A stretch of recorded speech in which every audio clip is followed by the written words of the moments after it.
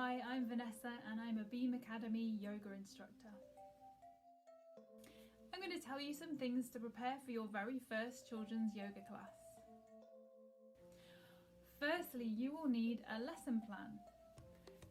The 4 basic things you'll need for a lesson plan are a warm-up, some breathing exercises, a story or a theme, and a relaxation. Your warm-up could be a game, some music or a song with actions, and/or sun salutations. Your breathing exercise could be something a little more complicated, like alternate nostril breathing for older children, or something as simple as 3 deep breaths in and out.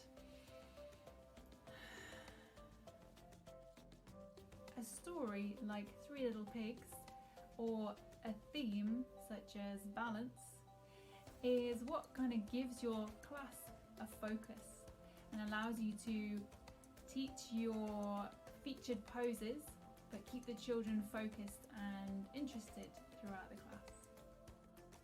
Your relaxation doesn't have to be complicated either. It's as simple as finding some nice relaxing music, asking the children to lie down or even sit comfortably, closing their eyes. You can add to that by giving some visualizations or a guided relaxation. So those are your basic essentials for a lesson plan. You can add to that by having more than one warm-up, or you might like to add a game or some other activity as well. On top of those things, I would recommend preparing a playlist for your class. So an age-appropriate playlist for younger children might be some songs with actions. Those could go in the middle of your story and be part of telling your story. For older children, it might be good to choose an upbeat song, maybe from a popular movie of the time. And you could use that to play musical statues with, or just have a little bit of a move around to. Another thing to prepare for your class are boundaries and rules.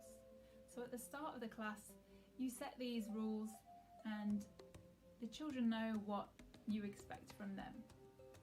These could be things like just good listening, respect for each other, trying and participating to the best of your ability, those kind of things. I also recommend if you find that your class gets a little overexcited, bring in something like a musical instrument, like these bells. I like to use these. They just cut through the sound if things are getting a little bit rowdy, and when the children hear this, they know that it's time to be quiet. One of the things that I've learned over the years of teaching is to be prepared to be unprepared. It's really great and essential and beneficial that you do plan your lessons, but things with children don't always go to plan. And this is fine. Over time, you will learn to read the energy and the mood of your group, especially the more that you get to know them. And it will just mean that if you notice that the children are not responding to a story, maybe they're just not engaging with it, this means it's fine for you to abandon your story, and maybe you just need to do something like a game instead. Or you might notice that your children that day are really tired and perhaps they need a long breathing exercise and a long relaxation. So it's very normal for your class not to go to plan.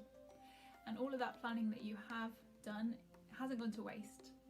Every time that you take the time to plan a class and think about your warm-up and your story, hopefully that all gets absorbed into your brain, into your memory, and next time that you do need to spontaneously change your class, you have all that information already at hand, to hand. Teaching children has really taught me to teach creatively and think on my feet. Lastly, and most importantly, don't forget to have fun. If you're not having fun and enjoying the class, it's very likely that your children are not having fun either. So don't worry about trying to deliver the perfect class. Just enjoy the time with your children and teaching the children, and be yourself. Good luck with your first class.